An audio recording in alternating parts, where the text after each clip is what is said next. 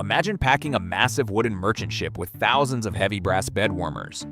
These were specialized metal pans attached to long wooden handles, designed specifically to be filled with glowing, red-hot coals and placed under thick winter blankets to keep people from freezing to death during the bitter, icy nights of the 18th century. Now, imagine sending that exact cargo to the sun-baked, boiling tropical islands of the Caribbean. It sounds like a punchline. It sounds like a deliberate, almost theatrical act of financial self-destruction. And honestly, it was supposed to be.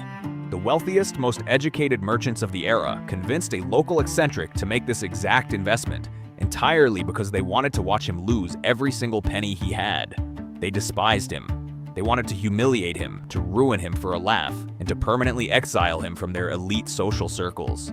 But they completely underestimated the sheer, reality-bending power of the luckiest fool in human history. This is not a story about a hidden genius.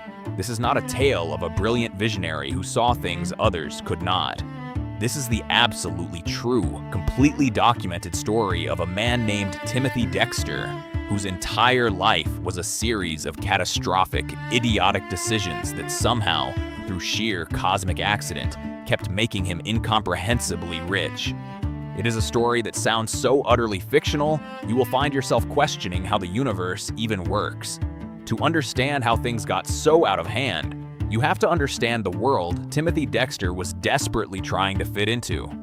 He lived in the newly formed United States, in a wealthy coastal town filled with aristocrats, old money, and highly educated merchants.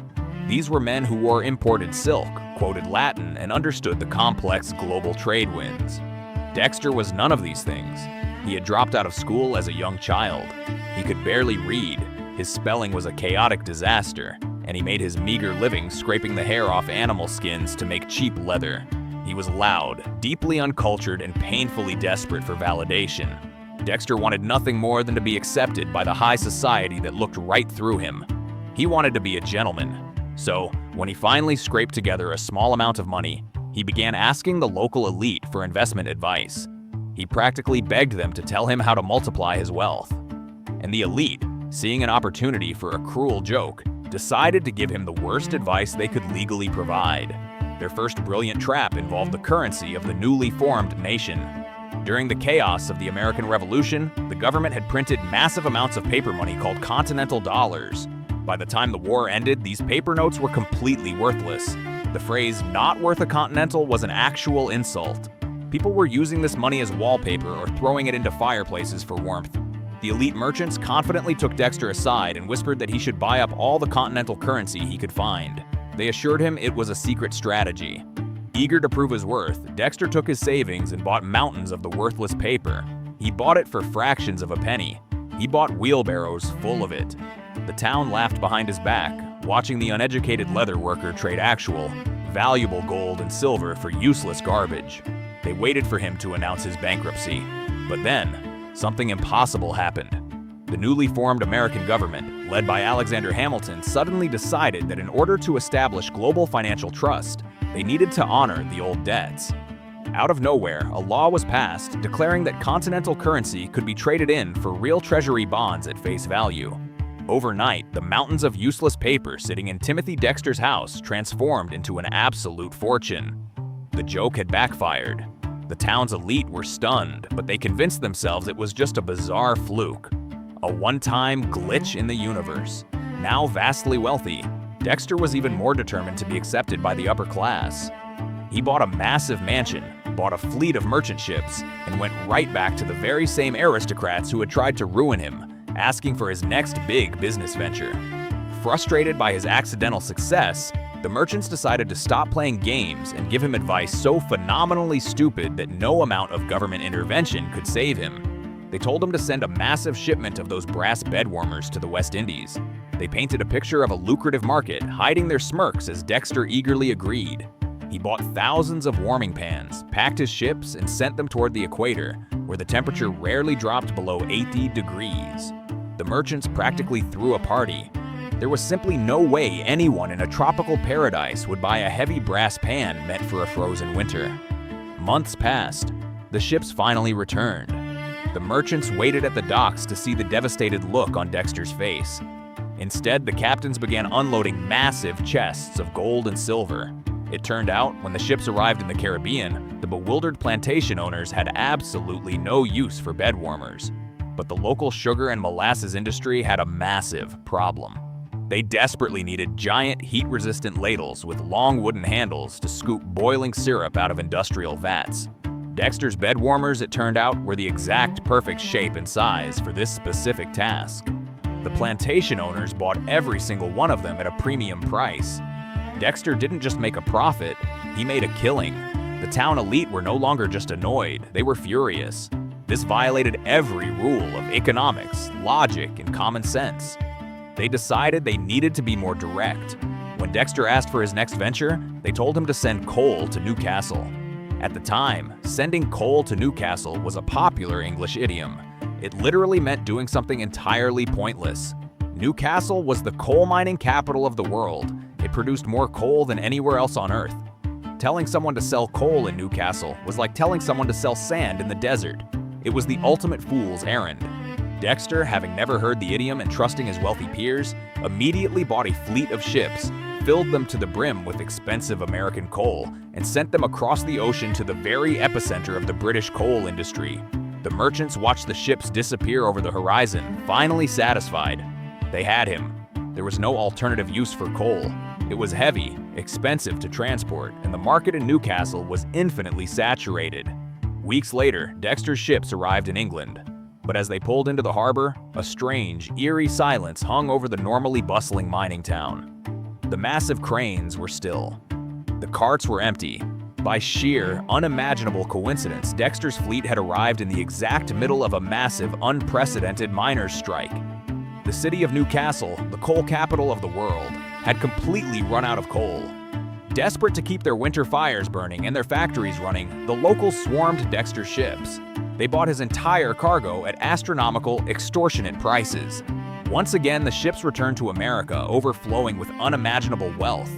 At this point, reality itself seemed to be bending around Timothy Dexter to protect him from his own ignorance. It was as if the universe was actively mocking the educated elite. The stories of his accidental triumphs began to sound like mythology.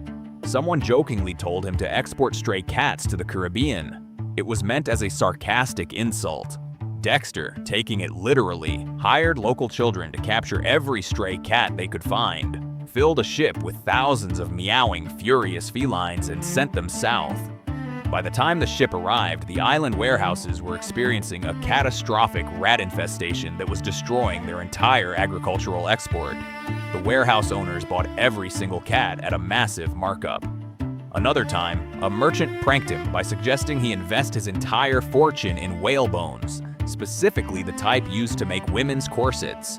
Dexter bought thousands of them. Almost immediately afterward, a sudden, unpredictable shift in French fashion dictated that corsets should be wider and more rigid.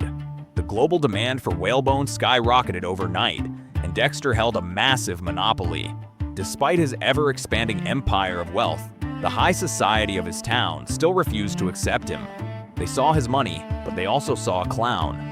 And as his isolation grew, his eccentricity evolved into something entirely unhinged. If society wouldn't treat him like royalty, he decided he would simply become royalty on his own. He began referring to himself exclusively as Lord Timothy Dexter. He hired a private poet whose only job was to follow him around the streets and loudly recite poems about how incredibly smart and handsome Dexter was. He bought a sprawling estate and surrounded it with over 40 life-sized, intricately carved wooden statues of the greatest figures in human history. There was George Washington, Napoleon Bonaparte, Thomas Jefferson, and right in the center, a massive statue of Timothy Dexter himself. But Dexter was fickle. When he got bored of a particular historical figure, he didn't tear the statue down. He simply had his painter change the name on the plaque. A statue that was Thomas Jefferson on a Monday might suddenly be labeled as the Emperor of China by Thursday, simply because Dexter felt like it. Yet, beneath the gold and the statues, the ultimate question still haunted him. He was rich, he was famous, but did anyone actually care about him? Did anyone truly respect Lord Dexter, or were they just circling him for his money? He decided there was only one way to find out. He needed to witness his own legacy. In In one of the most bizarre social experiments of the era, Timothy Dexter decided to fake his own death. He wanted a grand, theatrical funeral, and he wanted to sit in the shadows to see exactly who wept for him. He spared no expense. He had a massive, luxurious mahogany coffin built. He sent out formal invitations to the wealthiest, most important people in the region. He organized a grand feast. On the day of the funeral, roughly 3,000 people showed up to his estate. The atmosphere was somber. The local elite, who had spent their lives mocking him, walked quietly past his empty coffin, paying their respects. His family sat in the front row, wearing heavy black mourning clothes. Dexter was hiding in a secret room, peering through a small hole in the wall, eagerly watching the crowd. He was looking for tears. He was looking for a grand display of grief that would finally validate his entire existence. But as he watched his family, he noticed that his wife wasn't crying hard enough. She looked appropriately sad, but she wasn't wailing in despair. She wasn't throwing herself onto the coffin. This completely shattered his fragile ego. Unable to contain his frustration, the supposedly dead billionaire burst out of his hiding place, entirely ruining the solemn, majestic atmosphere of his own funeral, simply to loudly complain about the lack of tears. Imagine the shock of the 3,000 guests. One moment they are quietly mourning, and the next, the corpse is standing on a balcony, aggressively gesturing and scolding his family for not acting depressed enough. The entire event collapsed into absolute chaos. The elite guests fled, realizing they had been subjected to yet another of Dexter's absurd spectacles. Towards the very end of his life, Dexter decided that every great intellectual must leave behind a book, a philosophical memoir containing the secrets of their success. So he sat down and wrote an autobiography titled A Pickle for the Knowing Ones. It was a disaster. It was exactly what you would expect from a man who couldn't spell, couldn't read well, and had no grasp of grammar. The entire book was one long, continuous stream of consciousness. There were no paragraphs, there were no chapters, and most infuriatingly, there was absolutely no punctuation. Not a single period, comma, or question mark existed in the entire text. It was a chaotic, unreadable river of random capitalization and misspelled thoughts complaining about politicians, his wife, and the local merchants. When he printed it and handed it out for free, the educated elite were outraged. They sent him angry letters, complaining that his book was an illiterate mess and completely impossible to read. Dexter's response was a masterclass in unintentional brilliance. For the second edition of the book, he didn't change a single word of the text. Instead, at the very end of the book, he added one extra page. This page contained nothing but hundreds of commas, periods, exclamation points, and question marks printed in neat little rows. Beneath this wall of punctuation, he added a brief note. He told his critics that they could take these marks and pepper and salt the book as they please. It was the perfect dismissive middle finger to the educated class that had tormented him his entire life. And incredibly, the book became a highly sought-after novelty. People loved the sheer audacity of it. Timothy Dexter died in 1806, peacefully and incredibly wealthy. To this day, historians and economists look at his life and scratch their heads. It is easy to label him a fool. It is easy to say he was completely devoid of skill, strategy, or intellect. But his life leaves us with an uncomfortable, mesmerizing question. If a man stands in the middle of a storm and blindly throws a dart into the dark and it hits a bullseye, we call it luck. But if he does it a second time, and a third time, and a fourth time, always hitting the exact center of the target without ever looking, at what point does luck become something else entirely? Was Timothy Dexter truly the dumbest merchant in history, carried to the top by a universe that refused to let him fail? Or was there some strange, chaotic instinct hidden beneath his eccentric exterior, a subconscious rhythm that perfectly matched the unpredictability of the chaotic era he lived in? We will probably never know, but his story remains an incredible reminder that sometimes the world doesn't belong to the smartest, the most educated, or the most prepared. Sometimes the world belongs to the guy who sends bed warmers to the tropics, simply because he didn't know he wasn't supposed to.